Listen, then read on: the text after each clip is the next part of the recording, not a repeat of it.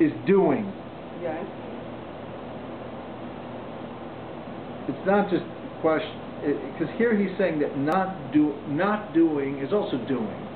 Why? Because you're illuminating the words of the Torah. Again, there were two types of words. There was the A words and the B words. Remember, the A was like when Torah... That's a B word. Exactly. But it's still a word of the Torah that's illuminated, nasa. Right. And so it's known that Torah... I said earlier that we have intellect, beliefs, ideas, and then feelings, heart. And you ask, what is Torah? Well, Torah is not just ideas and beliefs. It is that, but Torah is really a relationship that involves emotions. And most powerful of all those emotions is love. And you know what it is to love somebody? There's two types of love. Imagine a man meets a woman and loves her. That's one type. There's another type. A man imagines that he meets a woman and loves the idea of that woman even though he's never met her. That's not the example of Nachman. Nachman gives another example. A man or a woman has a child. They love the child. Their love is specifically for that child. Let's say a man or a woman who didn't have a child, but is planning on one day having a child. Well, God willing, will have a child, hopefully. And they already love the child that they don't even have yet. You hear? And which love is greater? Right, I would say the love of the actual child, right? Or the actual woman versus the imaginary woman that doesn't yet exist in that person's life. No. The actual is greater than the theoretical is greater than the actual. Why? In a certain respect. Why? Because the actual, it's a specific person, it's limited, you already see them, I like them with their nose. When you're imagining what your child is going to be, and you don't have a child, they don't answer you back. They don't throw up. You don't have to pay the tuition yet. You understand? You're just imagining the child. So it's pure love. You're imagining what your soulmate would look like. It's so awesome. But you don't. Once you actually have child, you have a soulmate. So as much as you love them, you also limit it to their actual body, to who they are, to your interactions with them. It limits it somehow. It's the yearning. What? The yearning. It's also the yearning. The longing.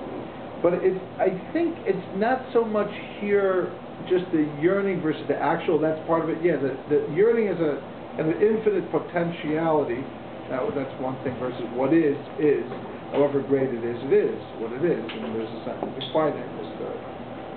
But it's this idea of kind of theoretical versus actual represents transcendence versus immanence, which is again one of the biggest themes of Rabbi Nachman. So Poel and Panini. Yeah.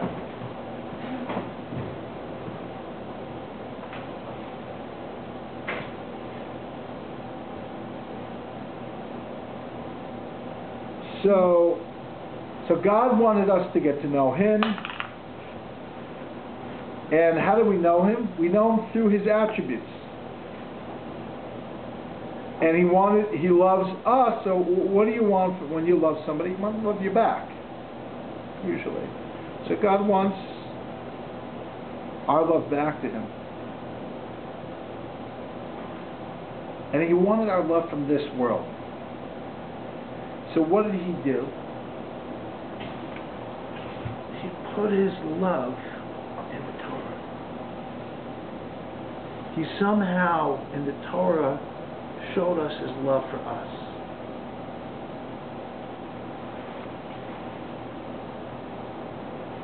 And it's a way that we can see how He loves us, and we can also begin to love Him back.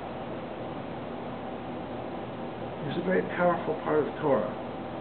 It goes right into you on this level. When you accept this idea of Torah as God's love, and Torah as our way of loving God, there's a portal that opens up in our hearts to God through Torah.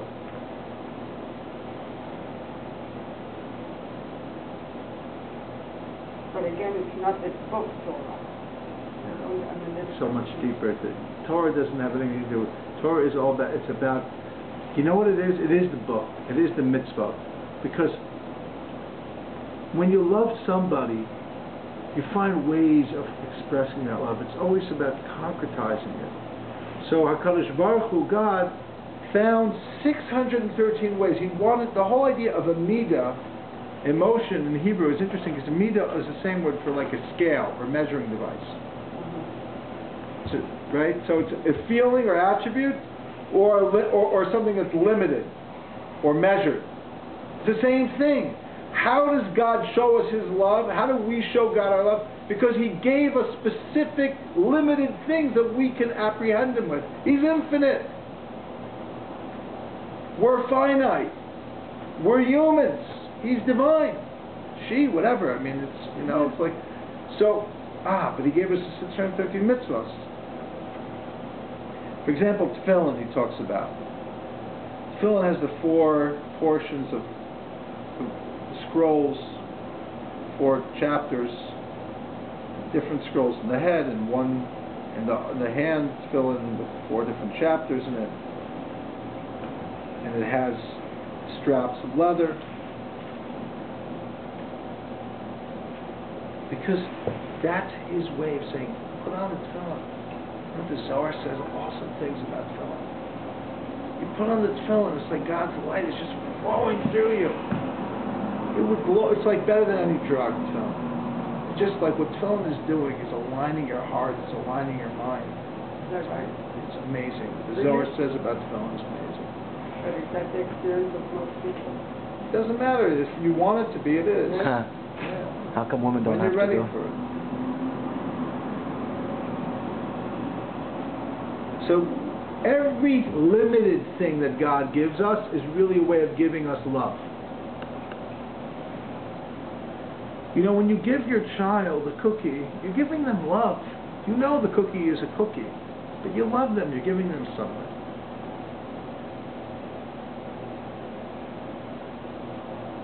But there's one way is you do a mitzvah. You put on tefillin. That's A. But then there's B. When you overcome the opposite of the mitzvah, meaning when you're tempted and you're so angry, you just want to destroy somebody else. You so badly want to do something. And you stop yourself. You know how Rabbi Nachman helps me stop myself. It's amazing. Because he says, calm down, don't be angry. So all of a sudden, shalom.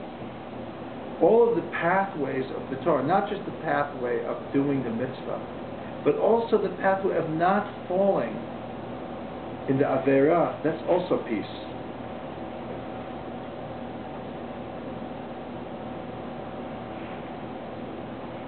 And there's 2 levels of Torah. Can you please shut that? Yes. There's the hidden Torah and the revealed Torah. The hidden Torah is the Torah of the hidden-most level, which is removed and totally beyond what we can understand, beyond mind. But we say on some level it'll be revealed in the future.